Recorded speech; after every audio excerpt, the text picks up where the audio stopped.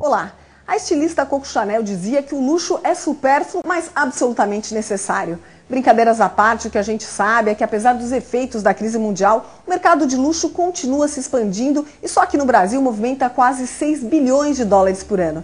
E é para falar sobre esse assunto que eu converso agora com o maior especialista do país em mercado de luxo, Carlos Ferreirinha, que é também presidente da MCF Consultoria. Oi, Carlos, tudo bem? Tudo ótimo. A crise mundial provocou uma série de questionamentos por parte do consumidor, algumas mudanças de comportamento. Como é que você avalia que o mercado de luxo foi afetado por esse período?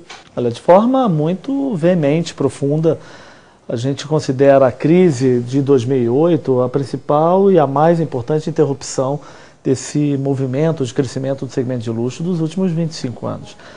Isso não quer dizer que o segmento de luxo nunca sofreu um impacto e nunca teve uma crise que em algum momento tomou a atividade de assalto, mas a crise específica de 2008 foi absolutamente contundente. Foi a primeira expressiva interrupção desse movimento de crescimento muito extraordinário da segmentação do luxo.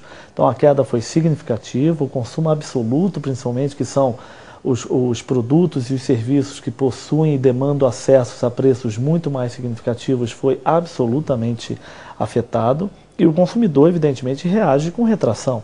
A retração do consumo do luxo é uma retração associada ao supérfluo, ao não necessário. Então, diante de uma adversidade de mercado, a primeira interrupção do consumo é aquela que o consumidor julga não ser a prioritária, até com que ele novamente encontre um momento de conforto para que ele tome novamente a decisão do consumo, do especial, do raro, do desejo, do prazer. Durante esse período difícil, muitas grandes grifes mundiais, como Christian Lacroix, Escada e Yamamoto, chegaram a enfrentar graves problemas financeiros, algumas até entraram em falência. E agora a gente percebe que isso já está mudando, já está acontecendo uma retomada, um reaquecimento do mercado. Você concorda com isso? Sem dúvida. Sim, essa percepção é clara em todos os lugares do mundo, principalmente mercados com o que a gente chama desse novo mercado consumidor, que principalmente o mercado da China, que vem demonstrando muito mais do que todos nós imaginávamos na velocidade desse consumo. O Brasil, dentro desse quadro, tem hoje uma participação relativamente interessante, pelo menos vem chamando uma atenção diferenciada do que chamava no passado. Agora, é muito importante mencionar que essa sua pergunta ela é muito estratégica quando ela diz Lacroix, Yamamoto, Escada teve problemas e basicamente apresentaram sua falência. Mas essas não são empresas que foram apenas impactadas pela crise. O seu processo de gestão já vem fragilizado há quase uma década. Essas empresas, particularmente essas empresas, elas já vinham sofrendo fortemente com uma mudança muito grande do seu atributo empresarial. Dito isso, esse é o grande risco da crise, né? Quando a crise acentua um momento frágil da empresa, quem está no outro lado da ponta acredita que a crise foi responsável por isso. Ela não foi responsável. Ela foi apenas aquele momento que acentuou essa dificuldade ou que fez com que essa dificuldade estivesse muito mais exposta.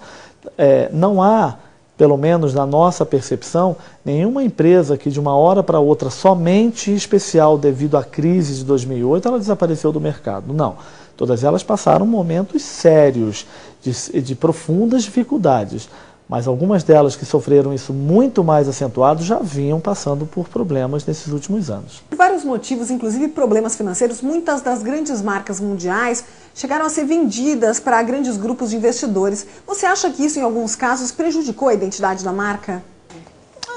Não, é um composto. Esse movimento do chamado a razão da profissionalização na atividade do luxo não foi diferente do que aconteceu com a indústria automobilística, não foi diferente do que aconteceu com a indústria telefônica, não foi diferente do que aconteceu com bens de consumo, com empresas de grande porte de higiene pessoal que se fundiram nesses últimos anos. O movimento dessas fusões, dessas incorporações, dessas compras que aconteceram nesses últimos anos, basicamente nesses últimos 25 anos, no segmento de luxo, pelo contrário, ele é um fator positivo, um fator que a atividade se profissionalizou, cresceu, amadureceu, ganhou mercados globais e internacionais.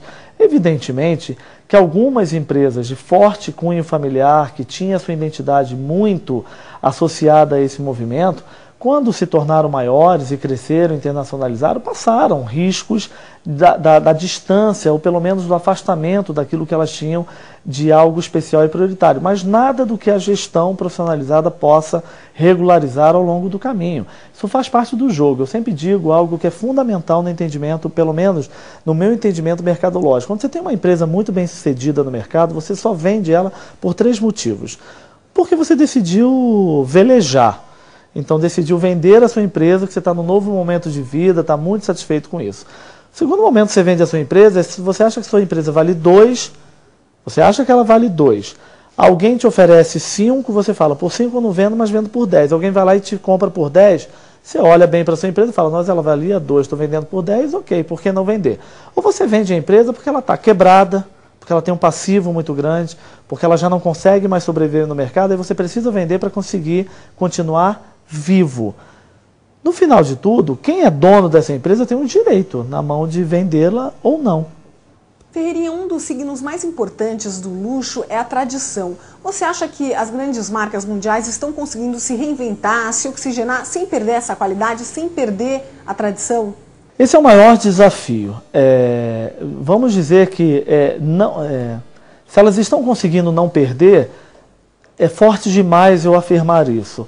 Eu diria para você que todas essas empresas têm como principal desafio manter esse aspecto da tradição, manter cultuado ao longo do tempo o seu DNA, da onde vieram, o que de especial elas têm, por que elas se tornaram especiais perante o olho do consumidor, por que elas se tornaram marcas desejadas, por que se tornaram marcas tão emocionais perante essa tomada de decisão do consumo.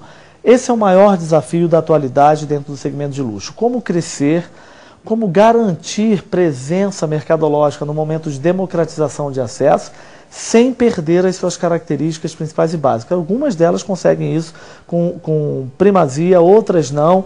É um grande exercício. Eu gostaria que você explicasse como é que aconteceu essa democratização do mercado de luxo. Movimento de profissionalização. Parte dessas empresas, da onde a gente mantém o nosso reconhecimento. Sempre existiu luxo no Brasil, como sempre vai existir, mas esse nosso reconhecimento mercadológico vem essencialmente de 2 mercados, o francês e o italiano. Parte dessas empresas, que sempre foram esse cristal observado no mundo, esse diamante raro perante aos olhos do consumidor em todas as 4 cantos do mundo, eram empresas pequenas, familiares, que faziam um produto muito especial e raro para um consumidor que basicamente demandava localmente. As empresas foram profissionalizadas, elas foram compradas. Essa é a nova exigência dessa gestão dessas principais empresas do segmento de luxo. Elas tiveram que descobrir o mundo, elas tiveram que expandir os seus negócios. Elas tiveram que entender que não valeria a pena ou que não poderia apenas mais vender apenas localmente. Elas tinham que vender para mercados internacionais. Nessa ode da internacionalização da atividade do luxo, a atividade do luxo descobre que esse consumidor que estava no outro canto do mundo também queria comprar essas marcas especiais. Isso é uma combustão, né? Isso é o que eu chamo da caixinha de fósforo com palito de fósforo. Riscou, acendeu, deu fogo. O consumidor queria acessar esses produtos e serviços e essas marcas, ao mesmo tempo, precisavam desse novo momento de faturamento, de rentabilidade e crescimento. Com isso, cresce no mundo essa democratização ao luxo.